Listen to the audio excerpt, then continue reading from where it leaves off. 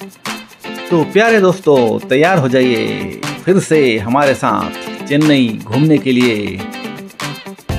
Chennai suburban terminal से हम लोग निकल चुके हैं चेन्नई के एक बहुत ही खूबसूरत और धार्मिक स्थान कपालेश्वर मंदिर की ओर।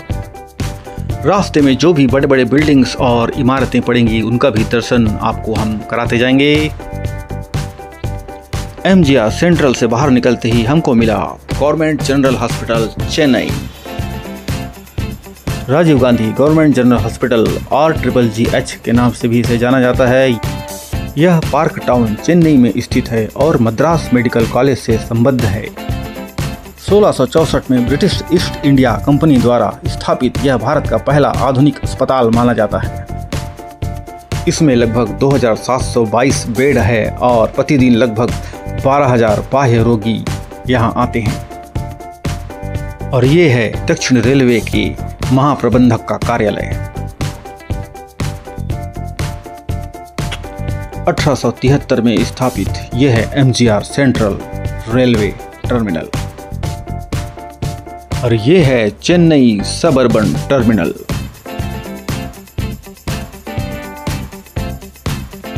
अब हम पहुंच चुके हैं मद्रास मेडिकल कॉलेज में।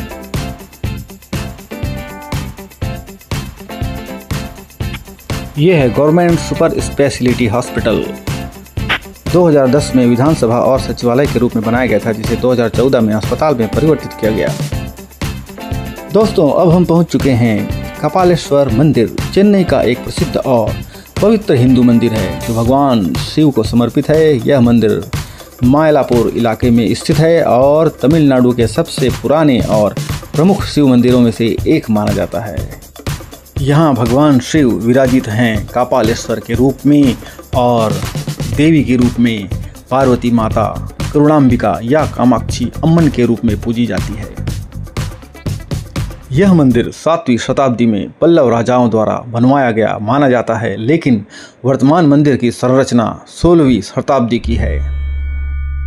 वास्तुकला की शैली द्रविड़ शैली में यह बनवाया गया है और सामने जो आप देख रहे हैं भव्य गोपुरम, मंदिर का द्वार, टावर और सुंदर नक्काशी।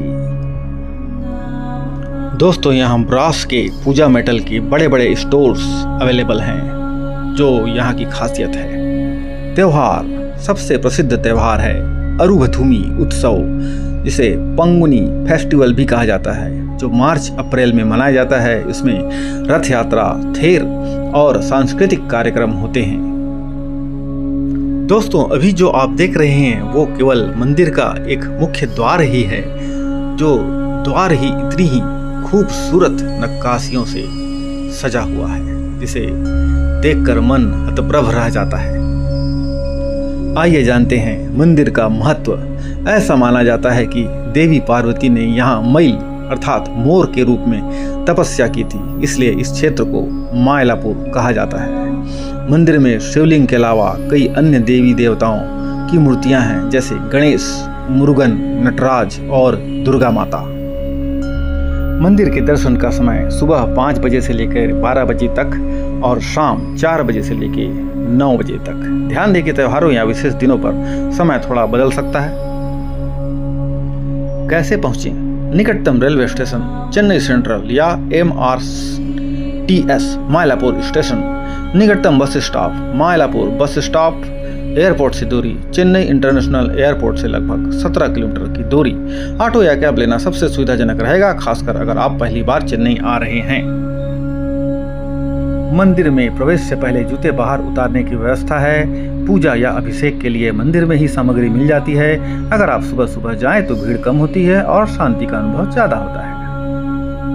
मंदिर में क्या देखें? भव्य पूर्व gopuram, main tower, entrance gate, Sangeet Mandapam जहां शास्त्रीय नृत्य और संगीत कार्यक्रम होते हैं। मंदिर का जलकुंड, जो अभी आपको हम दिखाएंगे, बहुत शांत और सुंदर स्थान है। मंदिर के पास साउथ इंडियन खाना खाने के कई अच्छे ऑप्शंस भी हैं।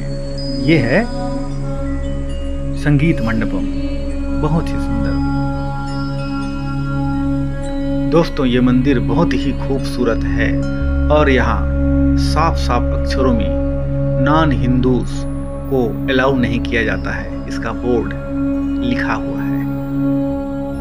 दोस्तों आइए जानते हैं यहाँ की पौराणिक कथा। एक प्रसिद्ध कथा के अनुसार एक बार माँ पार्वती भगवान शिव के साथ कैलाश पर थीं। एक दिन उन्होंने भगवान शिव का उपहास किया या कोई अनुशासन भंग किया। कुछ कथाओं में यह कारण अलग अलग हैं, जिससे क्रोधित होकर भगवान शिव ने उन्हें एक मुनि के रूप में जन्म लेने का श्राप दे दिया। माँ पार्वती ने मुनि रूप में पृथ्वी पर जन्म लिया और मायलापुर चेन्नई में तपस्या करने लगी ताकि वे शिव को फिर से प्राप्त कर सके। इसी दौरान उन्होंने मयूर मोर के रूप में तपस्या की, इसलिए इस स्थान को मयूरपुरम अब मायलापुर कहा गया। भगवान शिव ने उनकी भक्ति से प्रसन्न होकर उन्हें दर्शन दिए और वरदान दिया कि वे फिर उनके साथ मिल जाएंगी। उसी स्थान पर कपालेश्वर रूप में शिव प्रकट हुए और वही यह मंदिर स्थापित किया गया। दोस्तों मंदिर के भीतर भगवान शिव बहुत ही सुंदर रूप में विराजे हुए हैं और यहाँ की खास बात यह है कि मंदिर के भीतर आज भी लाइट नहीं जलाई जाती, केवल दीपक जलाए जाते हैं और भभूत के प्रसाद दिए जाते हैं। कैमरा मना होने के कारण हम आपको दर्शन नहीं करा पा रहे हैं। यदि आपको समय मिले तो आप जरूर यहाँ आके दर्शन करें। आइए जानते हैं यहाँ की एक और पौराणिक कहानी। एक और कथा के अनुसार एक बार भगवान ब्रह्मा ने शिव जी की पूजा ठीक प्रकार से नहीं की। क्रोधित होकर भगवान शिव ने ब्रह्मा का एक सिर काट दिया जो उनके 5 सिरों में से एक था। इस पाप ब्रह्म हत्या से मुक्त होने के लिए भगवान शिव को कपाल खोपड़ी अपने हाथ में लेकर भिक्षा मांगनी पड़ी। इसी समय वे कपालेश्वर कपाल को धारण करने वाले भगवान कहे गए। इस दौरान उन्होंने मायलापुर में विश्राम किया और यह स्थान पवित्र हो गया। दोस्तों मंदिर के बाहर आपको बहुत ही खूबसूरत कांचीपुरम की साड़ियाँ मिल जाएंगी। एक नवविवाहित जोड़ा यहाँ पर भगवान के आशीर्वाद प्राप्त करने के लिए आए हुए हैं। मंदिर के बाहर नारियल पानी का आनंद उठाने के बाद अब हम मरीना बीच में स्थित करुणानिधि मेमोरियल में पहुंच चुके हैं। आइए अब घूमते हैं करुणानिधि मेमोरियल।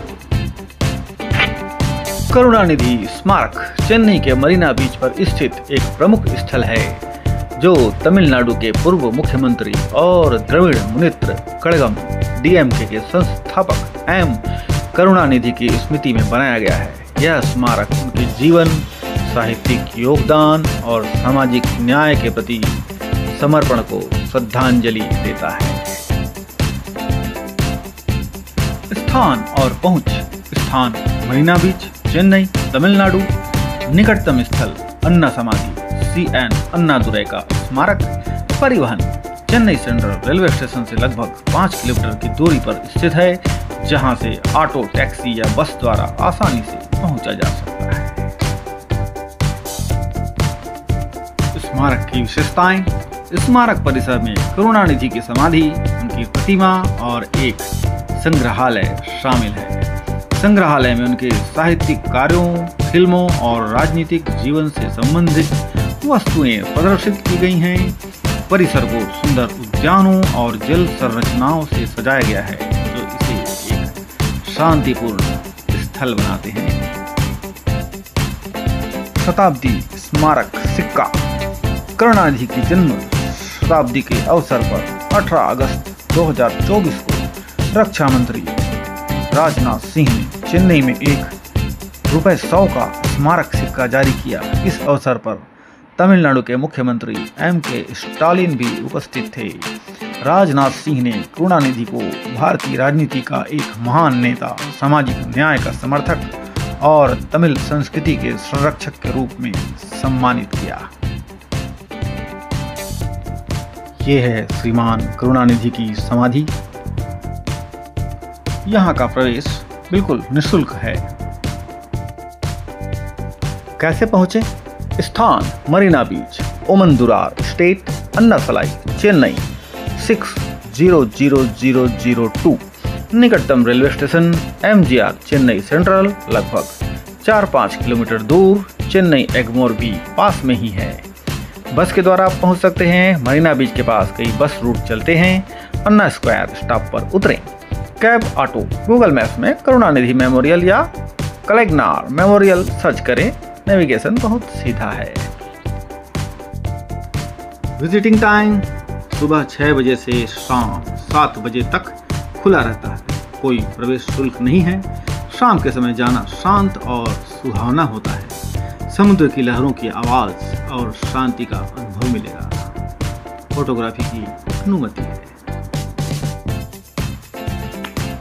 साथ में ही देख सकने वाले स्थल अन्ना समाधि, करुणानिधि के राजनीतिक गुरु CN अन्नादुरै की समाधि। दूसरा MGR स्मारक और जयललिता स्मारक कुछ ही दूरी पर स्थित है। तीसरा मरीना बीच, भारत का सबसे लंबा समुद्र तट, शाम की सैर के लिए बहुत सुंदर।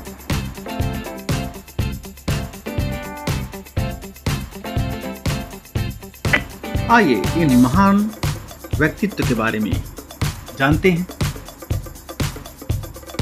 M करुणानिधि एक अत्यंत प्रभावशाली भारतीय राजनेता, लेखक, कवि और तमिल फिल्म लेखक थे।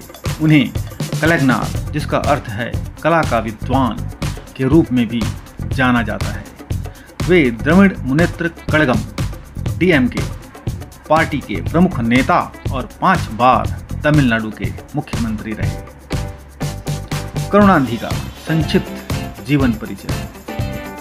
पूरा नाम मुत्तुवेल करुणानिधि, जन्म 3 जून 1924, थिरुवल्लली, नागपट्टिनम जिला, तमिलनाडु।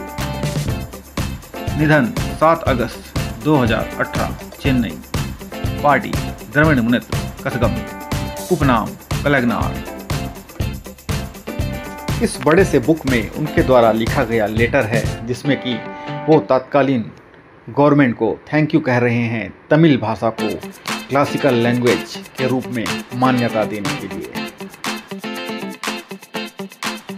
उनके मुख्यमंत्री का कार्यकाल रहा कुल 5 बार, 1969 से लेके 71, 1971 से लेके 76, 1989 से लेके 91, 1996 से लेके 2001 और 2006 से लेके 2011 तक। फिर 1969 में पहली बार मुख्यमंत्री बने, जब CN अन्नादुरै के निधन के बाद उन्होंने पार्टी की बागडोर संभाली। वे समाजवाद, सामाजिक न्याय और तमिल भाषा की उन्नति के समर्थक थे। करुणानिधि ने शिक्षा, सड़कों, बिजली और सामाजिक कल्याण योजनाओं में महत्वपूर्ण योगदान दिया। साहित्य और फिल्म जगत में योगदान। उन्होंने 75 से अधिक तमिल फिल्मों के संवाद और पटकथा लिखी, जिनमें पराशक्ति 1952 सबसे प्रसिद्ध है, जो शिवाजी गणेशन की पहली फिल्म थी।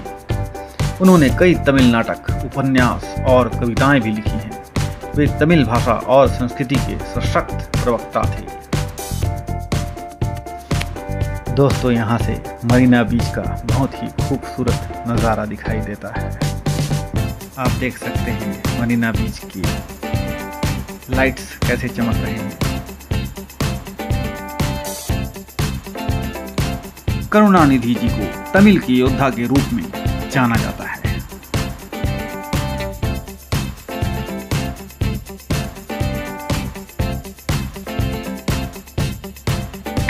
ये मूर्ति है श्रीमान कंबर जी की, जो एक महान तमिल कवि और विद्वान थे, जिन्हें विशेष रूप से उनके महाकाव्य कंब रामायणम के लिए जाना जाता है। वे तमिल साहित्य के इतिहास में सबसे प्रतिष्ठित कवियों में से एक माने जाते हैं। कंब रामायण वाल्मीकि का तमिल रूपांतरण है। यह है मद्रास यूनिवर्सिटी। यहाँ के प्रसिद्ध पूर्व छात्र हैं CV रमन, नोबेल पुरस्कार विजेता वैज्ञानिक सुब्रमण्यम चंद्रशेखर, भौतिकी में नोबेल विजेता CN अन्नादुरै एवं M करुणानिधि, तमिलनाडु के मुख्यमंत्री राधाकृष्णन, भारत के पूर्व राष्ट्रपति जी ने यहाँ पर पढ़ाई की है। दोस्तों, करुणानिधि मेमोरियल से बाहर निकलते ही आपको मिल जाता है मरीना बीच के लिए पाथवे, जहां आप खा सकते हैं बहुत ही खूबसूरत फल, जो गिलास में मिलते हैं मात्र 20 रुपए। आम और तरह तरह के फल आपके मूड को फ्रेश कर देते हैं।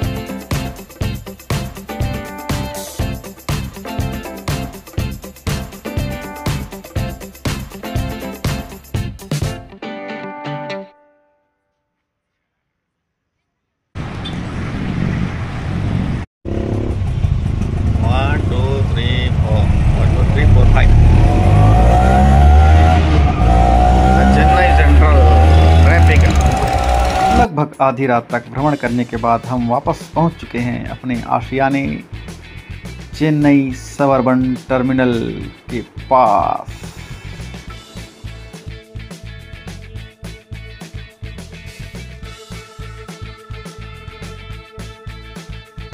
हम गुजर रहे हैं सबअर्बन टर्मिनल के 16 नंबर प्लेटफॉर्म से। मेमू, अब जानिए यहाँ की लोकल ट्रेन की खासियत। इसका जो खर्च है, यहाँ से आप देखोगे तो आपको प्लेटफॉर्म गलती से गाड़ी छूट गया तो प्लेटफॉर्म के अंदर जाने की संभावना बहुत कम हो जाती है। और हमारे तरफ क्या है कि जो मेमू होता है उसमें गलती से यदि आपका हाथ छूटा या आप गए सीधा अंदर और हाथ पैर कट नहीं है, यहाँ लगभग चांसेस 5% चांसेस है यदि गिर के इसके अंदर चले गए तो बहुत कम है।